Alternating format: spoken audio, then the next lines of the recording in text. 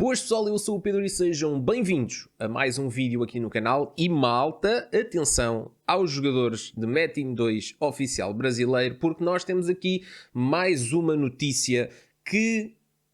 acima de tudo, pode-vos fazer pensar um pouco. Eu disse-vos que sempre que eu tivesse alguma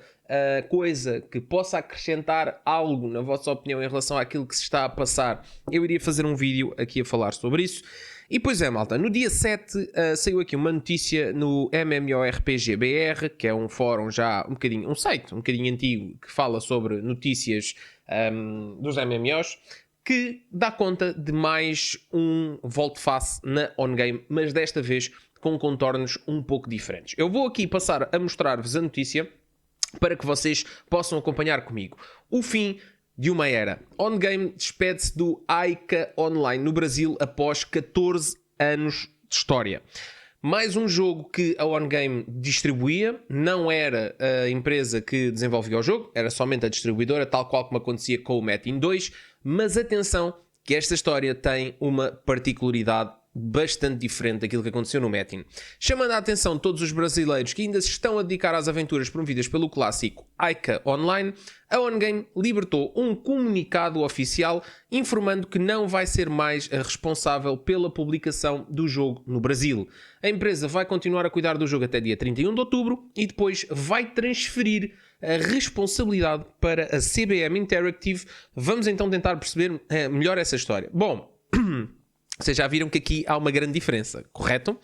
Conforme foi explicado pela malta da OnGame, o processo de transferência da responsabilidade de publicar o Aika Online no Brasil já foi iniciado e todas as transações que envolvam dinheiro real já foram bloqueadas. Até dia 31 de outubro, a empresa vai continuar a cuidar do jogo e preparar o terreno para a CBM Interactive assumir o controle. Detalhe, a NBsoft, que é a empresa responsável pelo desenvolvimento do jogo, a própria dona, está a trabalhar junto com a nova publisher e já deixou claro que vai cuidar dos processos de transferência que visam garantir que todos os jogadores possam continuar as suas aventuras sem qualquer problema. Maltinha,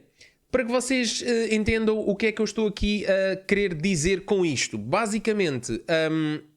exatamente a mesma história que aconteceu com o Metin 2, mas dois finais completamente diferentes. Ou seja, isto abre aqui o precedente de nós percebermos que efetivamente havia a possibilidade de fazer aquilo que eles estão a fazer agora com este Aika Online, fazer isso com o Metin 2. Porquê é que não foi feito? Quais é que são os contornos da situação? Nós não sabemos, mas a realidade é que este cenário que está a acontecer com o Aika Online é o cenário que nós queríamos ter visto acontecer com o Metin 2, seja no Brasil, seja em qualquer outra parte do mundo em que haja um fim de uma era com o jogo. E isso não quer forçosamente dizer que o jogo vai encerrar, que as coisas se vão perder, que vai deixar de acontecer, ou que o jogo vai morrer porque simplesmente uma publisher decide deixar, ou em comum acordo, ou de forma unilateral, decide deixar de distribuir um jogo. Portanto, meus amigos, este é um procedimento que eu considerava desde a primeira vez que eu falei sobre isto, o procedimento mais correto, até porque nós estamos a falar de um jogo que a empresa distribuiu durante um ano, durante 2 anos, durante 3 anos. Estamos a falar, neste caso, 14, no caso do Metin, mais que isso. E, portanto, existem investimentos bastante assinaláveis que foram feitos através do acumulado dos anos e, portanto, eu não sei, obviamente que vocês podem dizer assim, bom, mas não há nenhuma publisher interessada no Metin 2, se calhar. Eu não sei se isso é verdade ou se é mentira, nem me interessa. Aquilo que eu gostava de ter visto era, certamente que esta decisão não foi tomada a uma semana de comunicado. Isto são situações que se vão falando, são situações de que se entende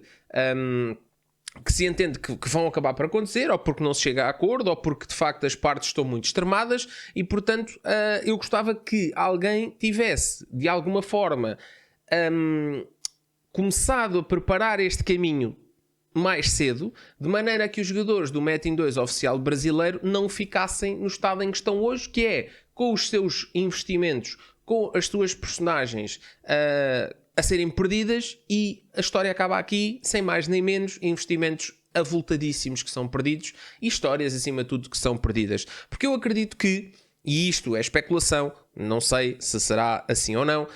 Eu acredito que certamente se a WebZen fizesse, neste caso, o convite, digamos assim, à Gameforge para fazer a distribuição do Metin 2 brasileiro, coordenando assim as duas bases, neste caso, coordenando entre a OneGame e a Gameforge esta transição de poder de uma forma mais atempada, com os cuidados necessários a ter, etc. Se isso acontecesse, eu acredito que a Gameforge não diria que não, era mais um mercado onde se podia expandir e ao mesmo tempo é uma empresa que já sabe o que é que está a fazer, ok? Apesar de que podemos então dizer que o jogo é diferente, podemos dizer que as files, vamos dizer assim, ou neste caso os sistemas que o jogo na Europa, ou a maneira como a Gameforge foi desenvolvendo juntamente com a WebZen o jogo para a Europa, foi uma maneira um pouco diferente daquela que a OneGame foi fazendo no Brasil, mas eu acho que é possível adaptar. Se houvesse essa intenção, se houvesse essa vontade entre as três empresas, de certeza absoluta que havia essa possibilidade. E está aqui a prova. A mesma empresa, a OneGame, juntamente com a Ubisoft e com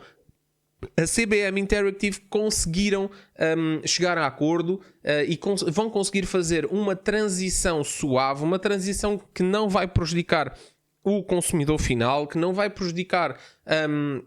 neste caso, as pessoas que querem continuar a jogar o Ike Online, e era isto que eu gostava de ter visto acontecer também no Metin. Eu não sei, ninguém sabe, continuamos à espera de informações, mas a WebZen somente disse a nível de comunicado que tinha muita pena do que tinha sucedido e por aí fora. A OneGame expôs os seus pontos de vista, mas também não deu mais nenhum tipo de informações concretas. A Gameforge simplesmente se demarcou de tudo e, portanto, as três empresas, nenhuma delas disse concretamente aos jogadores o que é que ia acontecer, nenhuma delas disse concretamente quais é que iam ser os passos futuros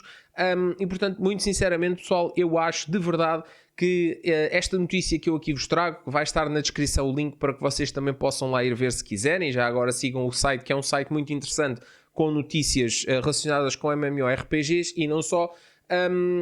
Eu acho de facto que este é um exemplo claro daquilo que nós andamos a falar desde o primeiro vlog que eu fiz a falar em relação a isto, que eu gostava de ter visto uma continuidade, até porque vai entrar naquela história que nós também já falámos, que é onde é que fica a parte de que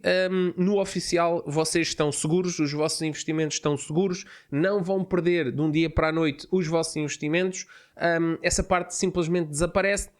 e isso é mau não só para a OneGame, não só para a WebZen, mas também até a própria Gameforge teria todo o interesse de que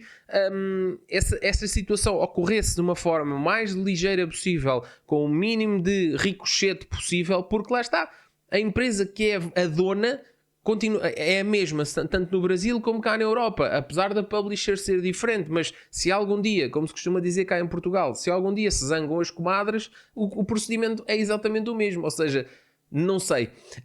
E até podíamos trazer para aqui um outro cenário, que seria a própria WebZen ficar ela a distribuir o Metin 2, como já aconteceu, que salvo erro em Taiwan. A própria WebZen podia ficar ela como, ou seja, eliminar a publisher da OneGame, no caso de dizermos assim, não há nenhuma empresa, nenhuma publisher que tenha interesse em continuar a desenvolver o Metin, nós desenvolvemos por conta própria, nós vamos tratando da gestão do dia-a-dia e vamos manter os servidores. Eu creio que isto fosse possível. Obviamente que seria necessário negociar, porque a OneGame será detentora da base de dados, não sei como é que isso funciona a nível contratual, mas é assim, havendo boa fé, havendo vontade e havendo interesse acima de tudo e pensando no melhor para os jogadores atuais e futuros, eu creio que era possível chegarmos à mesa das negociações e chegarmos a uma conclusão de que este era o melhor caminho, e eu creio que a OneGame teria todo o interesse em fazê-lo, tal qual como aqui está este exemplo entre a OneGame, a CBM e a Ubisoft. Malta, um grande obrigado a todos os que acompanharam. Deixem nos comentários o que é que vocês acham em relação a isso e quando houver mais alguma coisa a dizer, nós faremos aqui alguns vídeos a falar sobre isso. Um grande abraço, fiquem bem e fui.